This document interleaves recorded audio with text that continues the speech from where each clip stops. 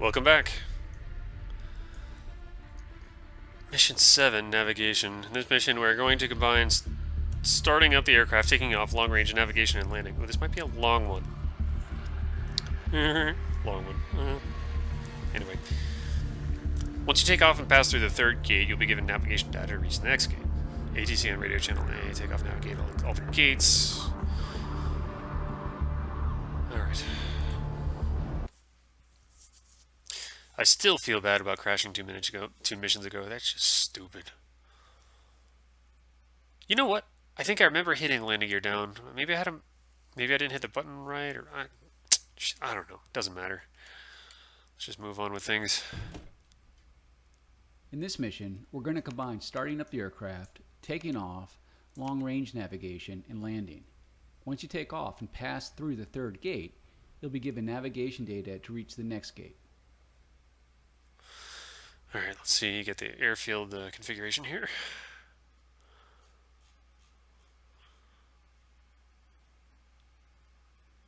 Alright, we're at Sukumi. So I will be taking off.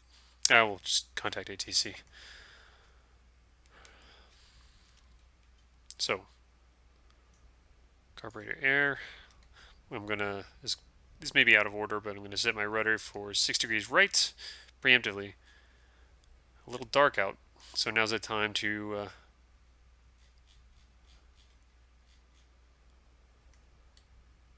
kind of show you where the light system is.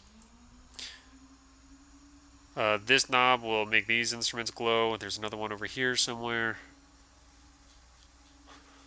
The right side of the panel. There's a floodlight. It's been a while.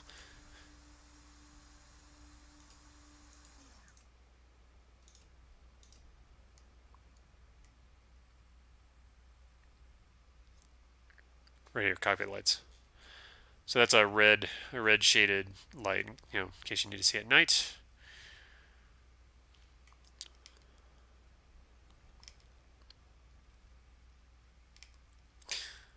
Fuel system on.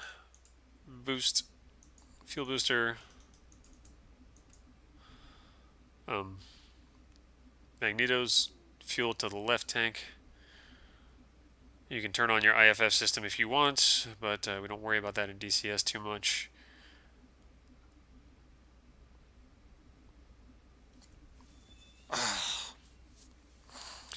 So what I'm going to do, prime the engine for a couple minutes, or a few seconds actually, and then start the engine.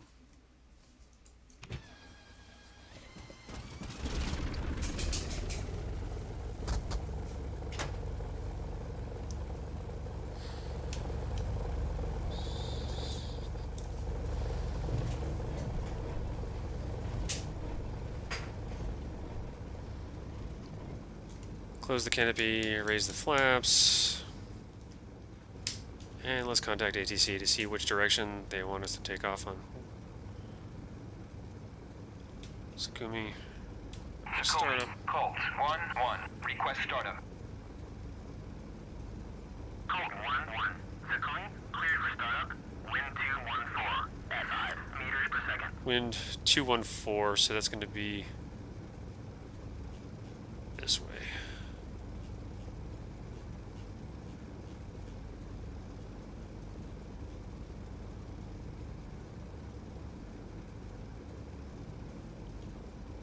Sukumi, Colt 1-1. Request taxi to runway. I'd like to get a little visual on this.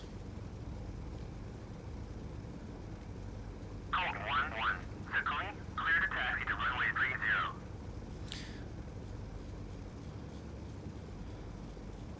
So we'll be taxiing on runway 30. It looks like we may have a bit of a crosswind coming at us from... Where's it coming from? Like, alright. Don't worry about it. I'm gonna go to the right.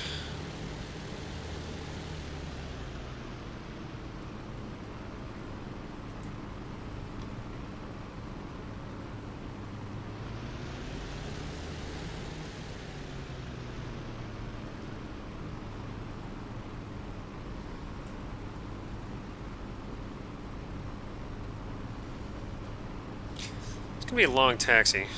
Let's turn on our landing lights just to be all fancy.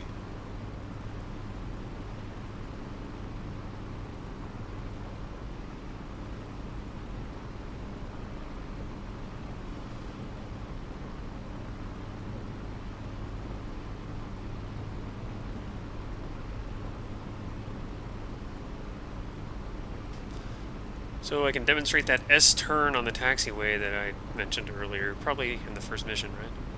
We haven't had a taxi since then.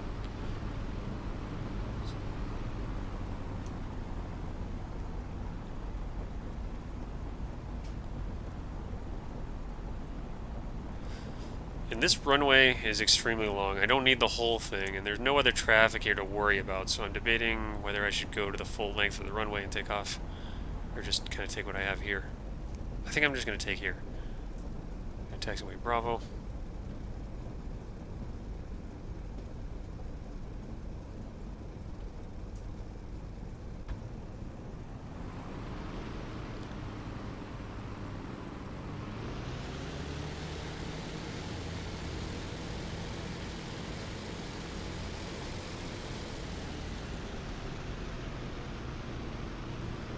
So right there, I had my stick forward and was using differential braking to steer.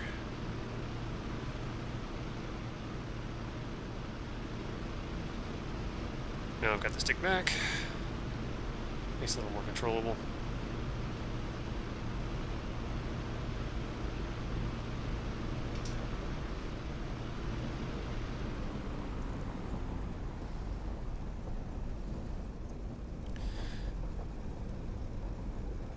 And if you wanted realism, you would park back there, hold short of the runway, request, clearance for takeoff.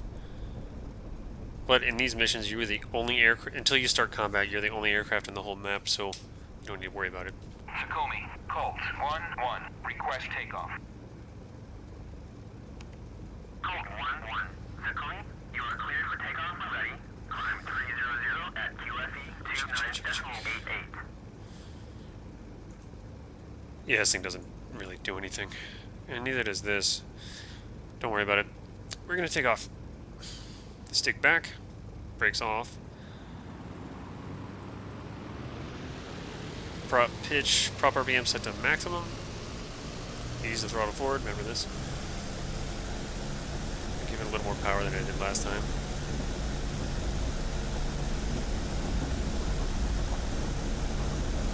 Tail's lifting up.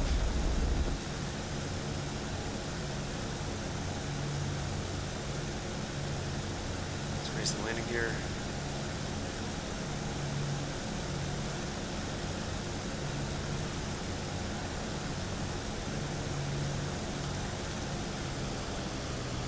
Alright, so let's start hitting some gates.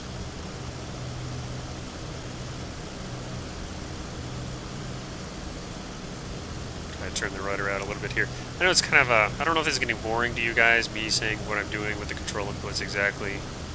Oh, you know what? I forgot something. There's a way to show you. I forgot what it was. I think it's under View. You can see the input.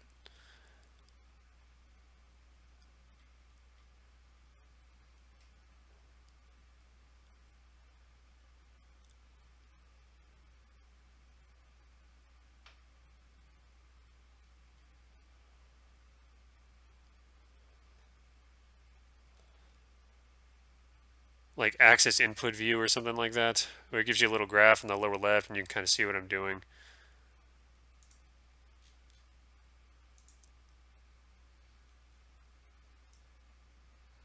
If I can't find it here in a second, I won't worry about it. I'll get it ready for the next mission though.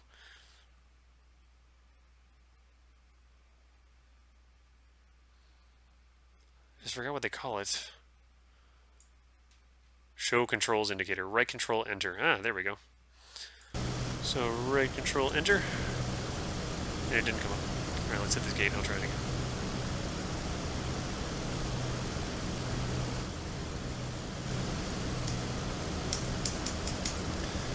Sorry guys, it doesn't seem like it wants to work. Oh!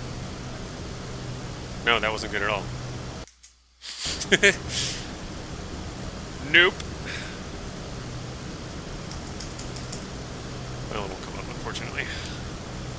I'll try to get it figured out before I put up another video. That way you can kind of see what I'm doing. I should have done that from the start. Turn the rudder back out. One thing, kind of a bad habit I got when I first started flying the Mustang is when I wanted to turn the rudder, I would look down here at my rudder knob. What you should do, which is more helpful, is if flying, hold it level, you look at your turn indicator here and kind of tap the rudder in the direction of the black ball, which is right here. That'll help a little bit.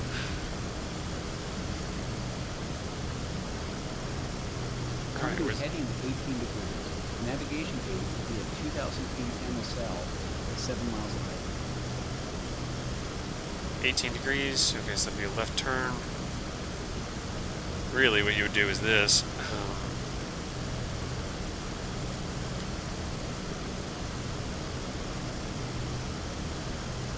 So that's 18 degrees, and then turn until you match it. The problem is, oops, that'll be the gate. That's cheating, but that's the gate right there. If you don't make a turn right when he says turn to 18 degrees, you overshoot it and have to turn harder to get back on your course. And it looks like I see another gate out there, which is cheating again. But I don't really care at this point. Trim left a little bit.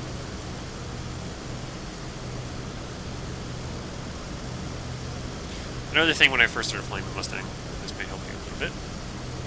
A lot of times when it feels like the roll trim is out of whack, it's actually your rudder. So trim the rudder first, and then see if you have any roll problems, and then you can correct that with roll trim. Aileron trim, I should have said. Jump my throttle a little bit, go into a dive. So if you crank the rudder trim, let's say I hit full left rudder here, the plane does roll to the left. So it feels like your ailerons are out of whack, but it's actually rudder.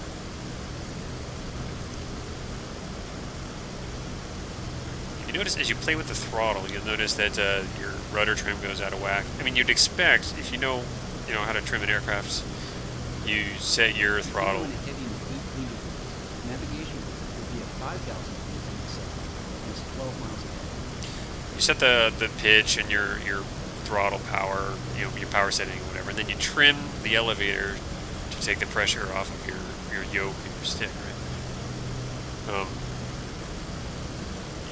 In the Mustang, I think because the propeller is so big and has so much power behind it, the slipstream coming across the aircraft affects the rudder, the vertical stabilizer in different ways. So as you add and subtract power and change your propeller pitch setting, prop RPM, you may have to adjust your rudder as well. It's just kind of part of flying an older, high-powered, prop-driven aircraft like this. You just get used to it. After a while, you don't even think about it.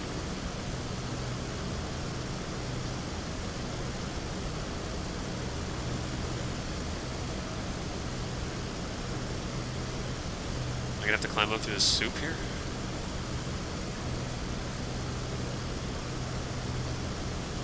I still can't believe I landed wheels up. That's gonna bother me for like weeks, or maybe forever. I don't know.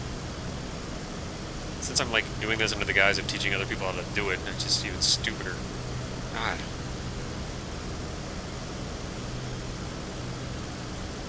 Change your heading to 67 degrees.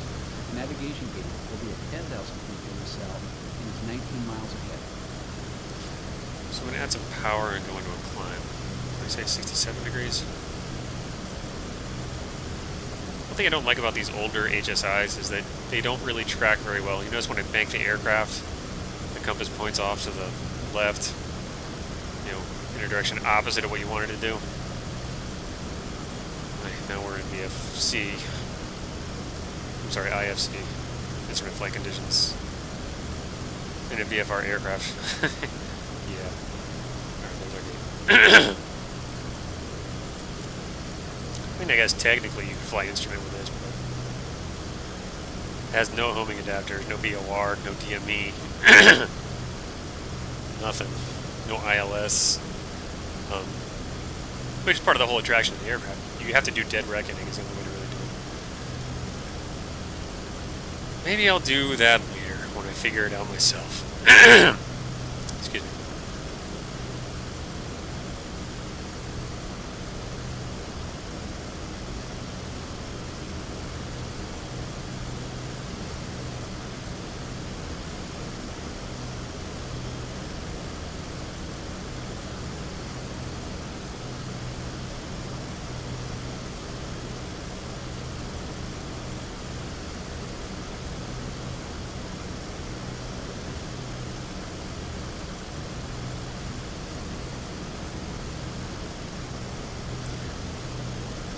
I feel like kind of like the next step in my progression through DCS or whatever is learning how to, excuse me, learning how to navigate on instruments.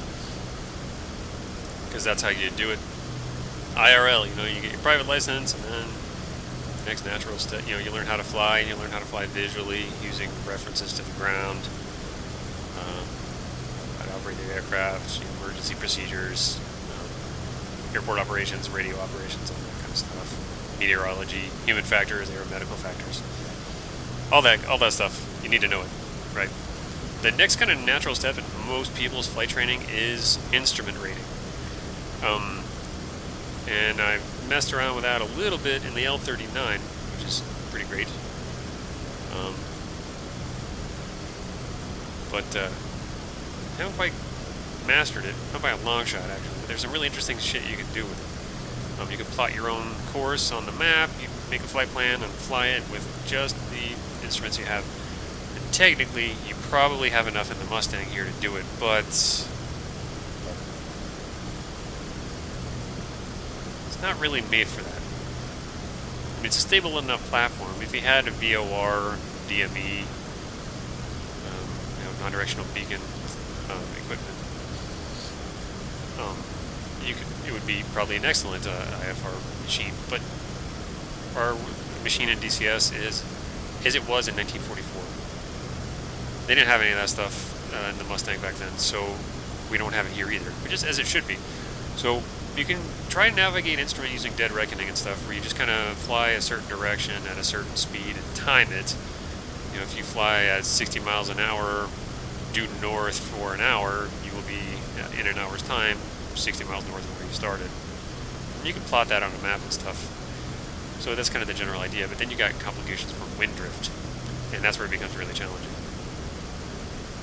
Fly heading to 92 degrees. Navigation speed 20,000 feet inside, 15 miles an hour. Now there's calculations for it. You can use your E6B if you want to. I think most actual instrument pilots are using GPS now anyway, but you can use an E6B, you can use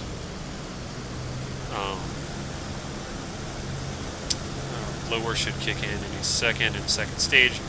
You can use VOR, you can, radio navigation and all that kind of stuff. Pretty interesting. Pretty interesting. But since I don't know enough about it to speak with any authority, I'll just talk about how cool it is and how neat it is to try and learn it. But I'm not really at the point where I'm comfortable enough teaching anybody else how to do it. Even in DCS, I just kind of get the general concept. But it seems like it's got a lot of potential for some fun stuff. Just basic, not basic, but just, you know,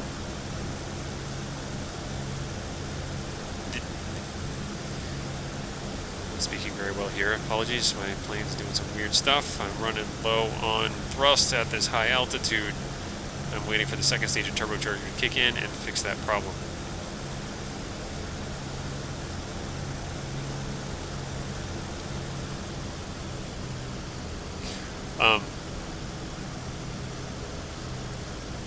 So, again, I hear a lot of, not a lot. If you go on the Hoggett subreddit, if you go on the forums and Eagle Dynamics forums or whatever, you hear people complaining, oh, DCS is a dead environment, there's not a lot to do, there's not... this behavior the plane is doing, I don't really have an explanation for. Guys, come on, I need that second stage of turbocharger, supercharger. Real bad right about now. Increase the RPM, kind of get some more thrust. Anyway, It's like, well, gee, I've already done everything there is to do, and I'm like, I assure you, you have not done everything there is to do. Even in one aircraft, there's like so much to learn. Like, have you ever done Dead Reckoning in DCS? It may not sound interesting to you. Maybe you're just bored of blowing things up in a certain way. But there's a lot more to flying than blowing things up. Like, there's flying itself. Always a challenge. Navigating using instruments. There's my blower. Jump in the PM back.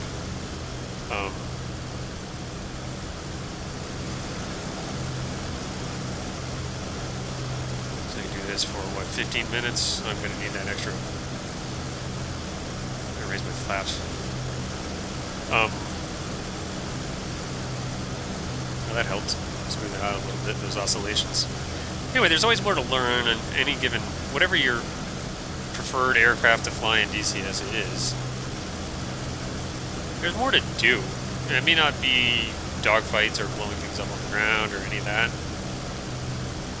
But if you're a true aviation enthusiast, just flying should be kind of interesting, fun, but engaging at least. Which is why, you know, it's why so many people like aviation as like a lifelong interest or hobby. It's just, there's always something else you haven't done yet. And I've said this, probably sound like a broken record. Like, DCS has so many different aircraft already. It's got, what, a dozen or more? And they're all unique, they're all different. I may have to circle around to this gate because I haven't quite... Come on. Flaps out, just need that little bit of climb performance. This thin air. Alright, nailed it. Sort of heading to 24 Flaps up. navigation. Throw it back. 25,000 is 22 miles per hour. How many DCS Mustang pilots can say they can make a perfectly coordinated turn? You know, or even know what a coordinated turn is in a lot of cases. So before you start complaining, like, oh, I need a new module on board, like, just kind of dig a little bit more, and you may find something in aviation that interests you. You can apply to DCS and, you know, learn more, become a better virtual pilot.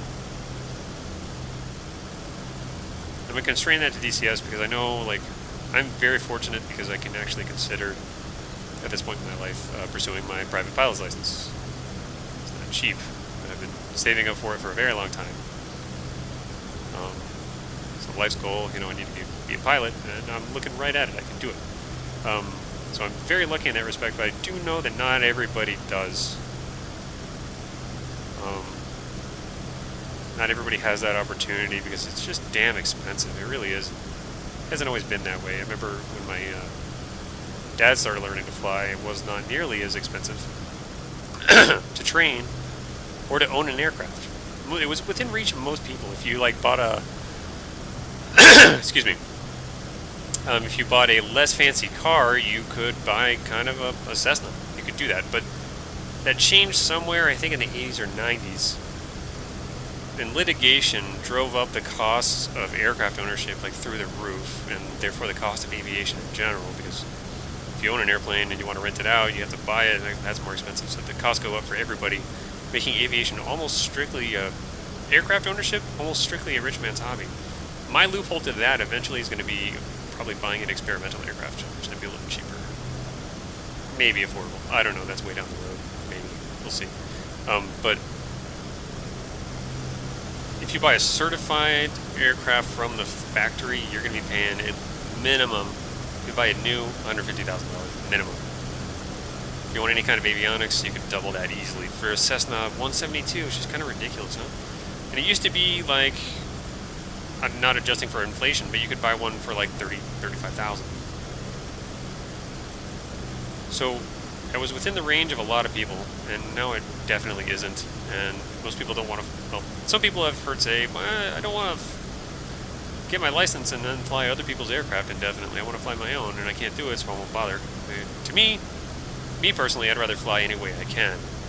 If I can't get a private license, I'll get a light sport. If I can't get light sport, I'll do gliders or ultralights. I don't care. I just need to get in the air. I don't care how. Anyway, back to DCS. If that prospect of getting such a license or even an ultralight aircraft is not within your grasp, something like DCS, it's extremely appealing because it's very realistic with all its physics and systems and intricacies. Man, I'm flying pretty high here. I'm almost at 30,000 feet. Wow. Can you imagine doing this in real life? Anyway, because most of us can't ever fly a P-51, this is as close as we're going to get. So, my point was that the reason that the things that make real aviation so many of the things maybe I'm getting hypoxia. Let me check my oxygen gauge. The things that make aviation so appealing is the challenge, like an infinite number of challenges you can attack or even devise for yourself. And we have access to a lot of that kind of stuff in DCS, at least in simulated form. So if you're bored, think of something you can't do, and then do it. Doesn't matter what plane you got. And this includes the trainers. People complain about the trainers. Oh, it's a jet trainer. I don't know. It can't fight. It's not a full-featured aircraft. And it's like, well, you know what? Like, take a couple steps back for a minute and think what it would be worth to you to ride in the back of an L-39 while it was hauling ass and doing aerobatics. I mean, that sounds like a good day to me. So, you can simulate that, and even though you're not necessarily going to take it into combat the same way you would an A-10 or a MiG-21 or whatever, it's super cool because you can learn actual aviation skills. And I don't know if they actually translate to real life that well, but you can at least get the concept and keep your head in the game. Think about lift, drag, navigation, emergency procedures, all that stuff, actual real aviation stuff. Or close to it. Change heading to 100 degrees. Navigation gate will be 30,000 feet MSL and is 22 miles an hour.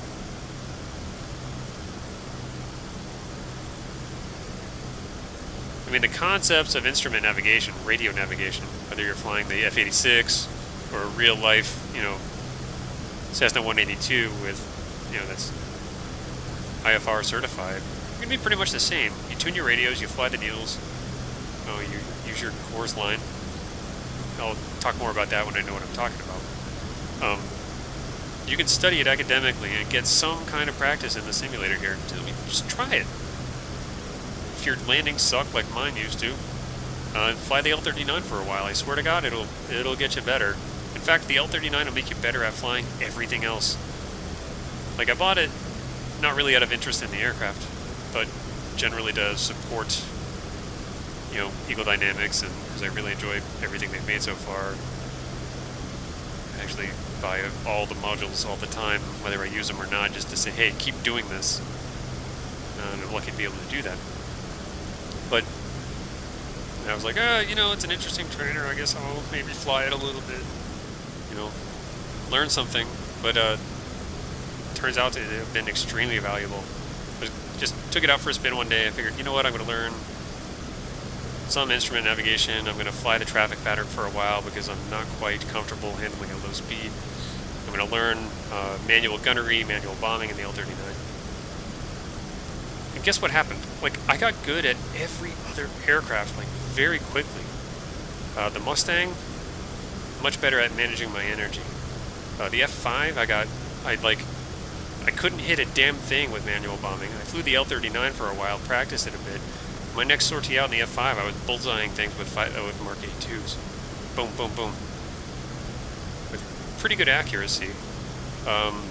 So the nuts and bolts skills you learn in one of the trainers, since they force you to focus on the basics, you get better at everything else. It's totally worth it. I know people aren't horribly interested in them. They complain whenever one is announced, but they have extreme value. If you want to get better, there's really no better way to accelerate that process than to fly around one of the trainers.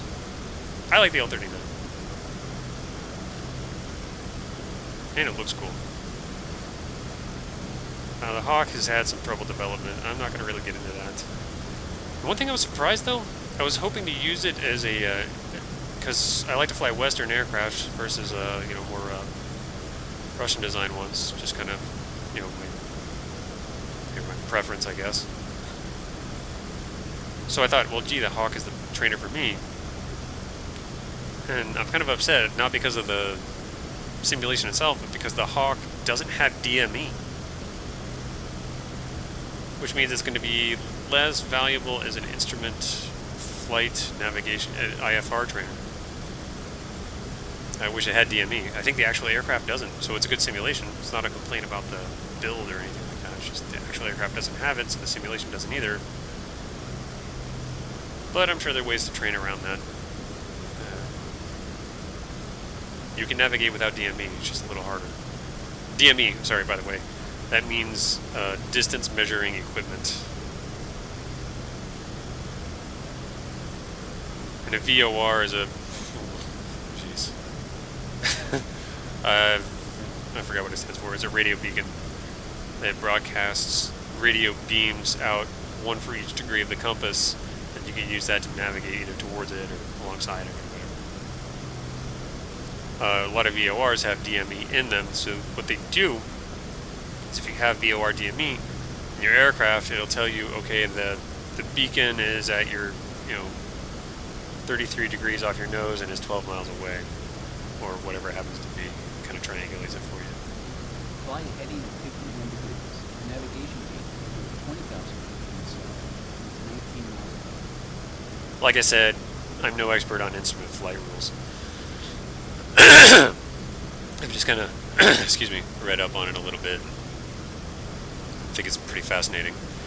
And as I understand it, the VOR they may be shutting a lot of those down because so many people are switching over to GPS.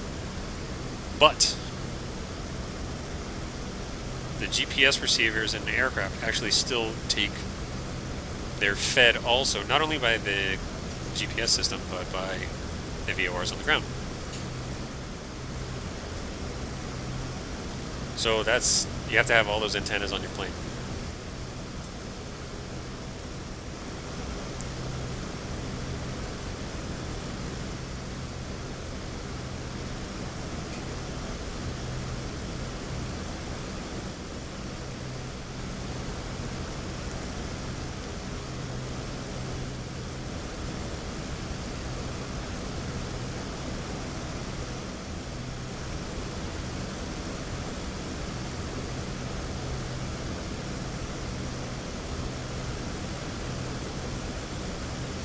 Also, if you're looking at owning an aircraft, aside from the engine, that's where all your money's going to go, is to avionics, navigation equipment, and stuff like that. If you have an autopilot or something like that, shit. I think I may actually be... Plane's behaving a little weird. I may actually be going a little fast. Excuse me. One thing that I haven't quite got a handle on. You can see here I'm traveling at like 330 indicated miles per hour airspeed. True airspeed is going to be a little different. As you climb higher in an aircraft, air gets less dense, so there's less air getting shoved into the pitot tube, which means that your actual airspeed may be, your true airspeed may be different than what's indicated here, because it requires air to be shoved down the tube.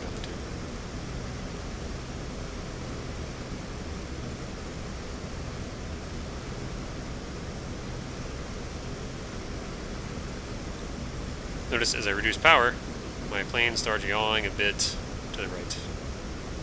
I compensate with rudder a little bit. Man, I'm moving. Head 70 degrees. Nalchik Air Base is 22 miles ahead. 70 degrees. Make a right-hand turn. Are we descending down to ground level?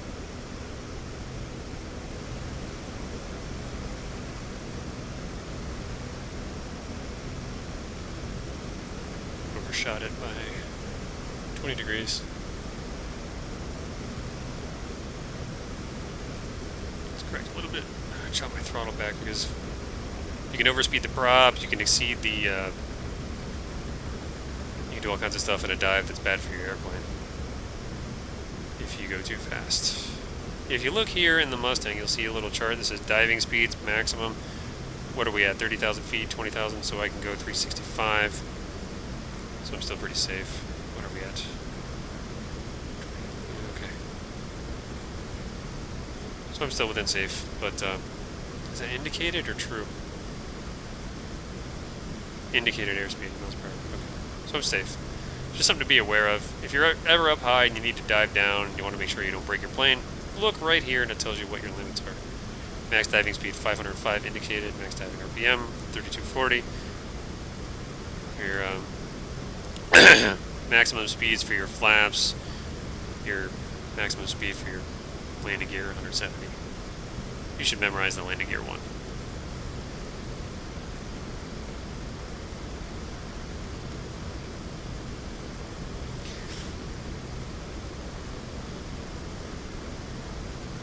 And what I said about roll and yaw kind of resembling each other sometimes. There.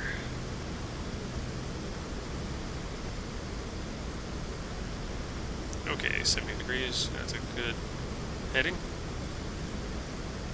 Flaps are up. We're going to pick up a lot of speed. I'm idling the engine pretty much. But I'm still traveling at 260. Like I said, the Mustang dives really well.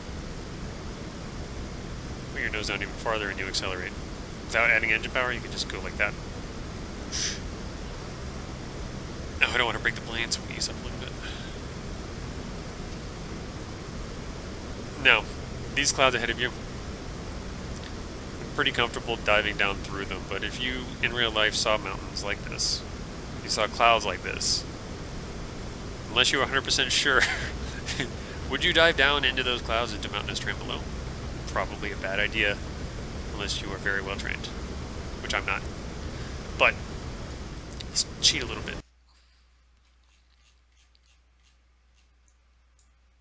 Where's Nelchik? See, I know the mountains are decreasing, whatever. Okay, so there's still some terrain here I need to watch out for, so... Oops. I'm going to make a gradual descent down through them. If you have moving map display like you do in the A10, if you pay attention to it, you could probably manage it.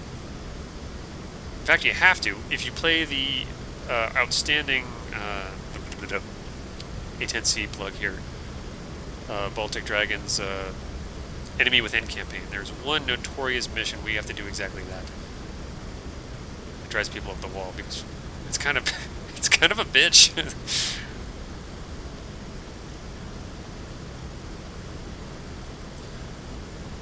But it'll teach you something you didn't know before.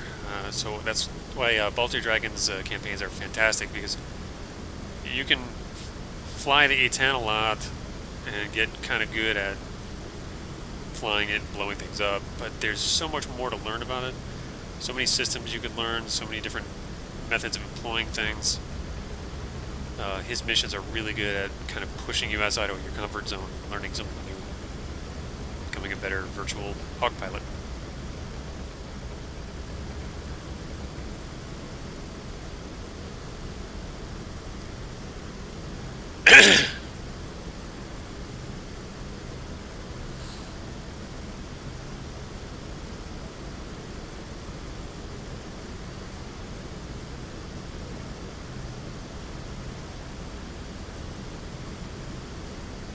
So, airspeed 250 miles per hour, heading 70.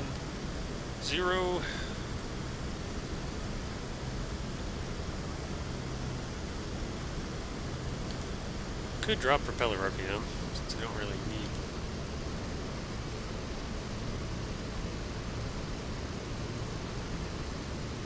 Here comes the ground. Alright.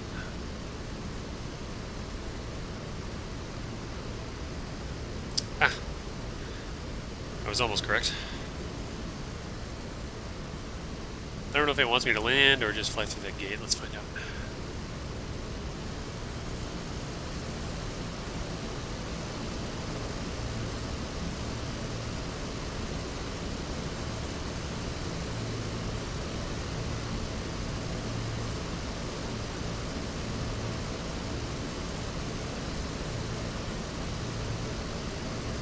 Goose, I think it's time to bust the tower.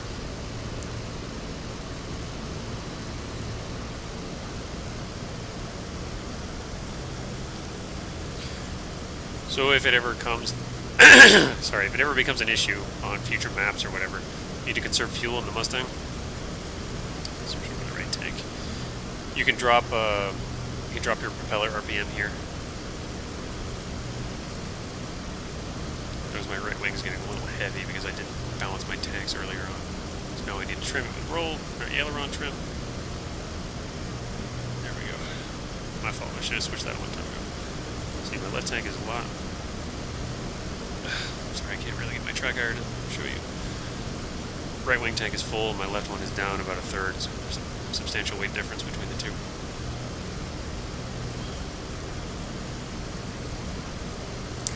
But if you ever need to cruise and save fuel, you want to drop your manifold pressure down in this range. Keep your manifold pressure and your RPM kind of in the green. You'll save gas, virtual gas. So I don't need to worry about that.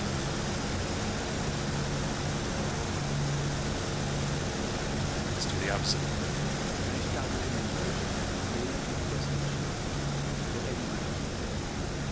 So I guess I do need to land.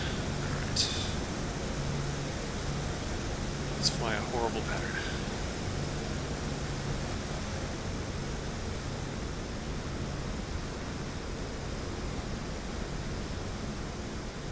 We can do a right-hand turn and come back onto that. Really, because I don't have time. Normally I'd fly a proper, pattern, but I'm just gonna half-ass it here.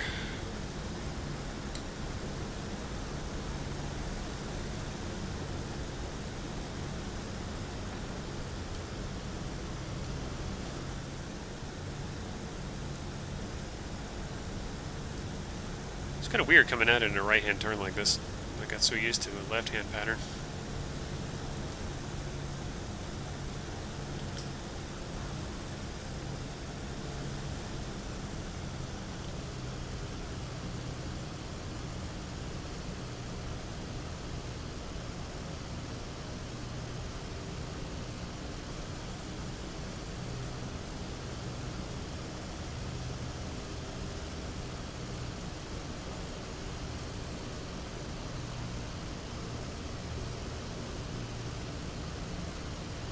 Seems like there might be a bit of a crosswind from the left, but not enough to really matter too much.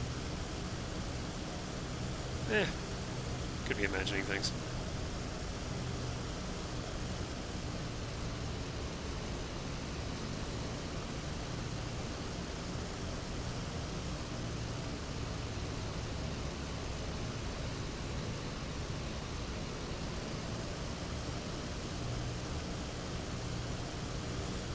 Maybe I wasn't imagining things. It does feel like a bit of a crosswind here. Easily managed.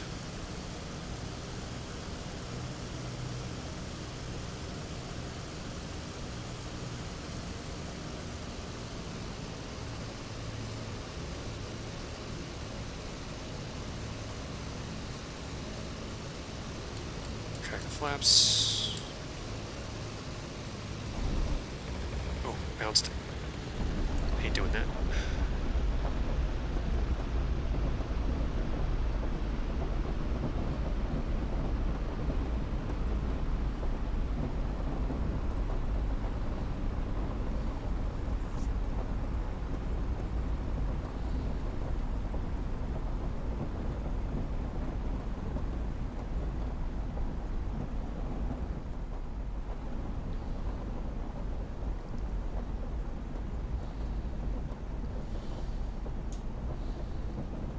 Bit of a wheel brake.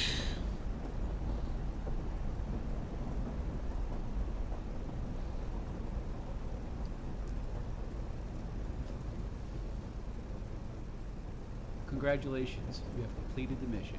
You can end the mission now. We don't need no taxiways.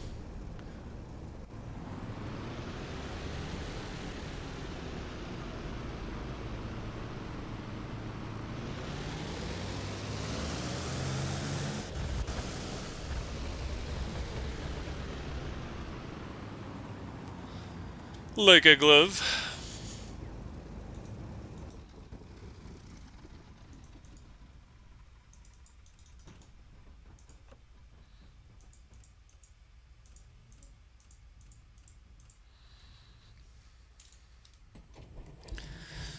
So I know that was a bit of a long mission, longer than I remember it being, longer than I expected, but hopefully my banter wasn't too boring, and we'll see you next mission. That'll be it for today, I think. And as always, thanks for watching. Always appreciated. If you have any feedback, good, bad, whatever, post it in the comments, and I'll get back to you.